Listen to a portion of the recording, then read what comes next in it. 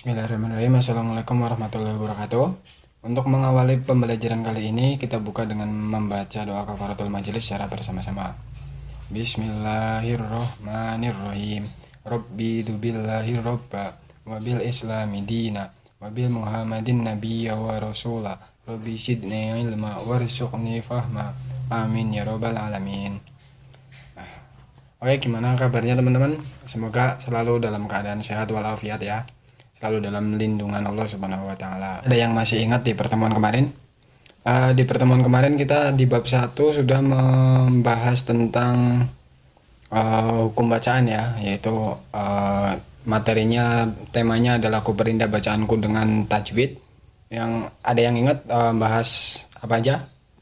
Ada 3 mad ya. Yang pertama itu mad iwad, mad lain, dan mad aid li sukun. Jadi untuk pertemuan kali ini di bab 2 kita akan membahas tema tentang ku gapai rizkimu dengan ikhtiarku. Jadi ini tema yang menarik ya. Kita punya 2 poin penting. Yang pertama yaitu rizki, yang kedua yaitu ikhtiar. Jadi rizki Allah itu sangat luas ya. Allah Subhanahu wa taala menciptakan manusia sebagai makhluk yang paling sempurna. Manusia dikaruniai badan yang sehat, otak yang cerdas ya. Juga serta keimanan dan kemampuan melaksanakan ibadah dengan baik ya kan. Namun ada sebagian manusia yang mempunyai pemikiran bahwa rezeki Allah itu hanya berupa materi ya kan. Padahal kesehatan, kebugaran tubuh kita juga termasuk bagian dari rezeki ya. Sehingga kita masih bisa berkumpul, kita masih bisa melaksanakan pembelajaran, ini juga termasuk rezeki. Bahkan kayak akal pikiran dan perasaan kita dapat mengangkat kita menjadi manusia yang bermartabat dibandingkan dengan makhluk lain. Kayak itu juga termasuk rezeki Allah lah. Jadi teman-teman, ada yang tahu nggak sih kayak apa sih itu rezeki gitu? Jadi artinya rezeki itu apa sih? Jadi rezeki itu berarti segala sesuatu yang bermanfaat, berdaya guna bagi makhluk. Atau kayak segala hal yang bisa dimanfaatkan oleh manusia sebagai sumber penghidupan, itu bisa disebut dengan rezeki kayak. Jadi rezeki itu juga berarti anugerah, karunia atau pemberian dari Allah Subhanahu wa taala kepada makhluknya. Dengan ungkapan lain yaitu segala sesuatu yang dapat menunjang kelangsungan hidup manusia dan mengantarkan pada kehidupan yang lebih baik, itu juga disebut dengan rezeki gitu. Jadi rezeki manusia itu seluruhnya udah dijamin ya oleh Allah kayak. Itu dibuktikan oleh dalam Quran surat Ar-Rum ya. Allah berfirman dalam Quran surat Ar-Rum surat ke-30 ayat ke-40 yang berbunyi, A'udzubillahi minasyaitonirrajim. Bismillahirrahmanirrahim. Allahul ladzi khalaqakum summa razaqakum summa yumitukum summa yuhyikum. Hal min syurakaikum may yaf'alu min dalikum min syai' subhanahu wa ta'ala amma yusyrikun.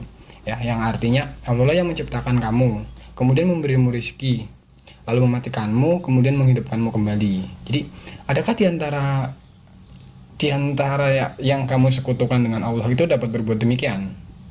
Maha suci Dia dan maha tinggi dari apa yang mereka persekutukan. Quran surat Ar-Rum ayat 40. Dari ayat di atas kayak Allah menegaskan bahwa Dia telah menghidupkan manusia, jadi menjamin rezekinya juga, mematikan dan menghidupkan mereka kembali ya kan?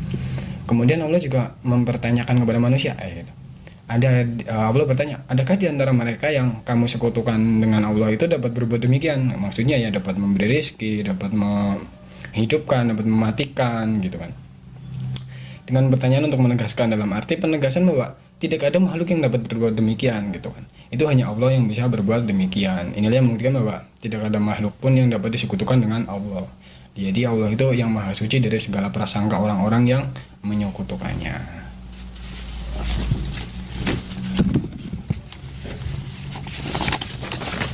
Lalu spirit atau semangat Al-Quran dalam mencari rezeki atau perintah Al-Quran untuk mencari rezeki atau bekerja. Ya, setelah kita tadi tahu bahwa seluruh makhluk Allah di muka bumi telah dijamin rezekinya oleh Allah, bukan berarti rezeki akan datang begitu saja tanpa kita berbuat apa-apa ya. Tapi dengan anugerah akal dan kecerdasan, kita akan memperoleh rezeki dengan cara bekerja, berusaha, dan berikhtiar dan berdoa. Sehingga apa yang kita peroleh benar-benar dari sumber yang halal dan berkah. Jadi halalan thayyiban, bukan hanya halal tapi juga berkah buat kehidupan kita. Islam lalu mengajarkan pemeluknya menjadi Islam tidak pernah mengajarkan pemeluknya untuk menjadi pengangguran ya. Ya, meski dengan alasan untuk berkonsentrasi dalam beribadah kepada Allah gitu, atau menggantungkan belas kasihan kita kepada orang lain dengan cara meminta-minta gitu ya. Jadi usaha mencari rezeki adalah suatu keharusan atau kewajiban. Seorang yang bekerja dengan cara yang baik, halal, dan tujuannya benar ya kan, ia akan mendapatkan rezeki dalam bentuk materi sekaligus memperoleh pahala karena apa yang diusahakan termasuk perbuatan ibadah.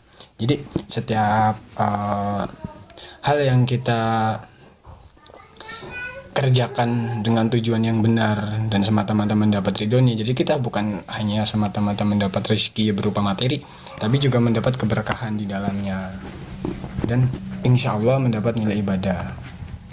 Jadi Allah berfirman juga dalam surat Al-Jumu'ah yang ayat ke-10 yang artinya, apabila telah ditunaikan sholat, maka bertebaranlah kamu di muka bumi dan carilah karunia Allah dan ingatlah Allah banyak-banyak supaya kamu beruntung ya.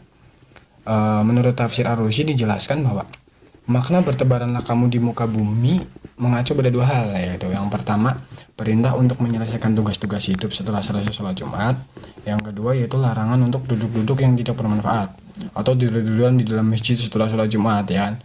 Ada teman-teman yang sering melakukan hal itu ya, habis sholat Jumat leye-leye dulu gitu ya, itu tidak dianjurkan gitu. Dengan ungkapan lain bahwa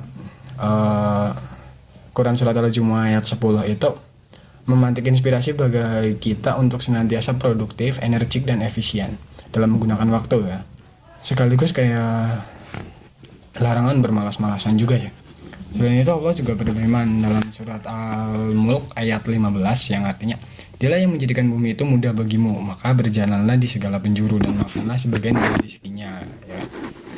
Ibnu Katsir menurut tafsir Ibnu Katsir mengungkapkan bahwa menyebarlah kamu kemanapun kalian inginkan di segala penjurunya dan berkelilinglah di sudut-sudut tepian dan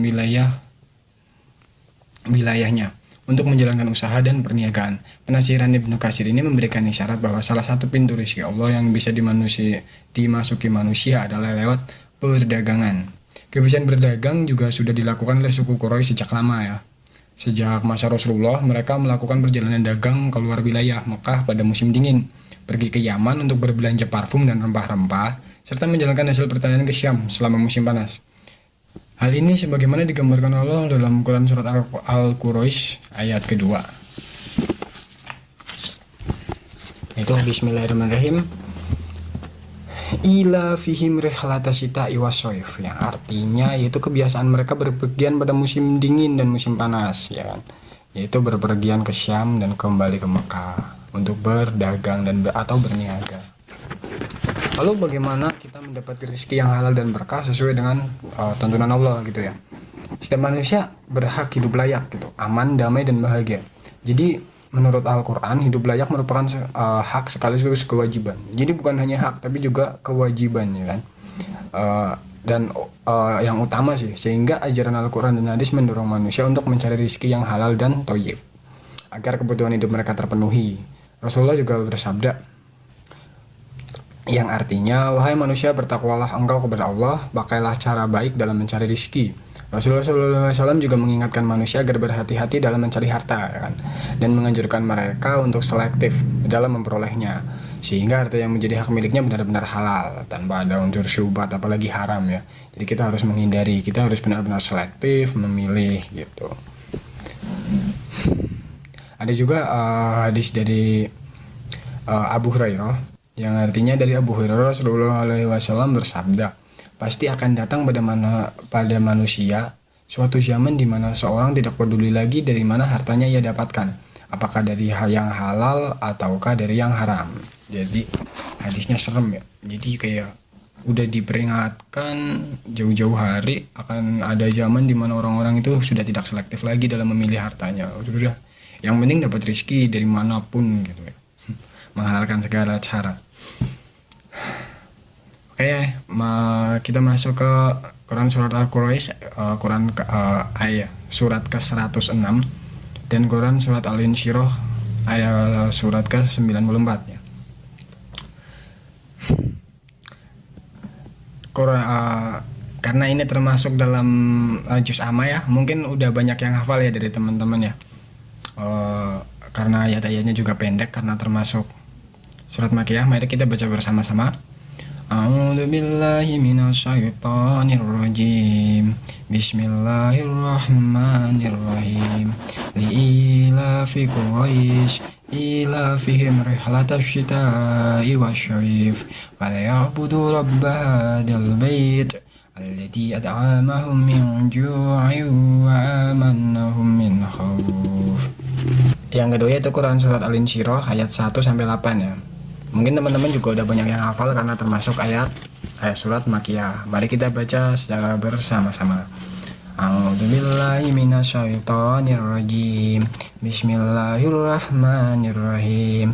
Alam nashrah laka sadrak wa wada'na 'anka wizrak alladzi anqadha dhahrak wa rafa'na laka dhikrak. Fa inna ma'al usri yusra. Inna ma'al usri yusra. Fa idza faragta fanshab wa ila rabbika farghab. Shadaqallahul azim. Ada yang tahu kandungan dari surat Al-Quraisy ya? Jadi Al-Quraisy itu terdiri dari 4 ayat, termasuk surat Makkiyah, yaitu surat-surat yang diturunkan di kota Mekah sebelum Nabi hijrah ke Madinah. Itu disebut surat Makkiyah. Ayat 1 menjelaskan tentang nama Quraisy yang diambil dari kata Quraisyin, berarti suku Quraisy ya. Suku ini mendapat kehormatan untuk memelihara dan menjaga Ka'bah. Jadi dari dulu itu suku Quraisy mendapat kehormatan untuk memelihara dan menjaga Ka'bah. Adapun pokok kandungan dari surat Quraisy adalah ayat 1 itu menjelaskan kebiasaan suku Quraisy yang mempunyai mata pencaharian berdagang ya kan. Yang ayat kedua menceritakan tentang perjalanan dagang suku Quraisy, yaitu pada musim dingin pergi ke mana? Ya, ke Yaman.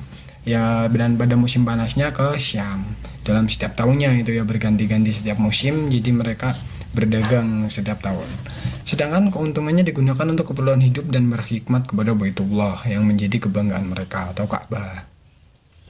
Di ayat ketiga, Allah mengingatkan suku Quraisy khususnya dan umat Islam pada umumnya ya, agar senantiasa bersyukur atas rezeki yang diberikan oleh Allah. Sekaligus bisa memanfaatkan sesuai perintahnya ya. Dalam hal ini mereka diperintahkan untuk beribadah kepada Tuhan, pada Allah sang pemilik Ka'bahnya. Ayat keempatnya itu berarti Allah menunjukkan kenikmatan yang telah diberikan kepada mereka berupa makanan dan rasa aman. Tuhan pemilik Ka'bah atau Allah itu memberi makan mereka ya, untuk menghilangkan lapar. Maka dari itu selayaknya mereka mengesahkan Allah ya kan, dalam beribadah, tidak menyekutukannya dengan sesuatu apapun dan tidak menyembah selain Allah Subhanahu wa taala. Barang siapa yang mendurhakai perintah Allah, dia akan mencabut rasa amannya kelak di akhirat. Sebagaimana firman Allah dalam Quran surat An-Nahl ayat 112 sampai 113 yang artinya, dan Allah telah membuat suatu perumpamaan dengan sebuah negeri yang dulunya itu negerinya aman lagi tentram. Rizkinya datang kepadanya melimpah ruah dan segenap tempat. Tapi penduduknya mengingkari nikmat Allah, karena itu Allah merasakan kepada mereka pakaian kelaparan dan ketakutan disebabkan apa yang selalu mereka perbuat. Dan sesungguhnya telah datang kepada mereka seorang rasul dari mereka sendiri, tetapi mereka mendustakannya.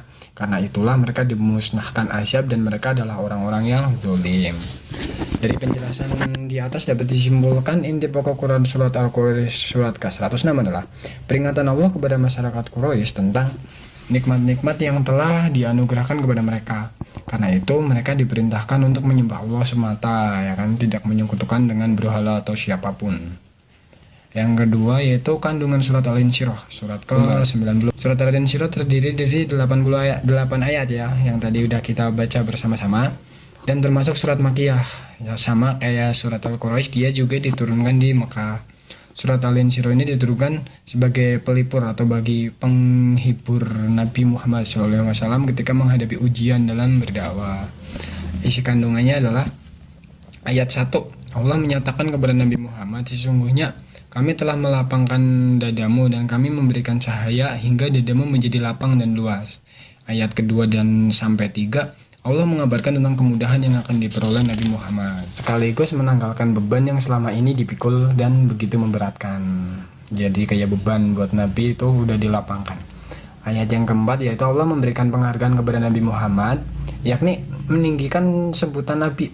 Hal ini terbukti ya dengan ditetapkannya nama Nabi Muhammad selalu bersanding dengan nama Allah dalam konteks pengakuan keesaannya atau dalam kalimat tauhid, salimat syahadat, serta azan dan iqamat. Jadi kayak nama Nabi Muhammad itu disandingkan dengan nama Allah. Sedangkan ayat yang kelima sampai ke-6 Allah menyatakan setelah kesulitan akan datang kemudahan dan menyampaikan hal tersebut untuk memotivasi Nabi dan umatnya bahwa tidak ada kesulitan yang tidak teratasi selama manusia memiliki semangat untuk keluar dari kesulitan tersebut dan selalu bertawakal kepada Allah. Ayat yang ketujuh Allah mengingatkan kepada Nabi Muhammad dan umatnya agar tidak cepat puas dengan hasil usahanya, juga mengingatkan jika telah menyelesaikan suatu urusan maka bergegaslah menyelesaikan urusan lain.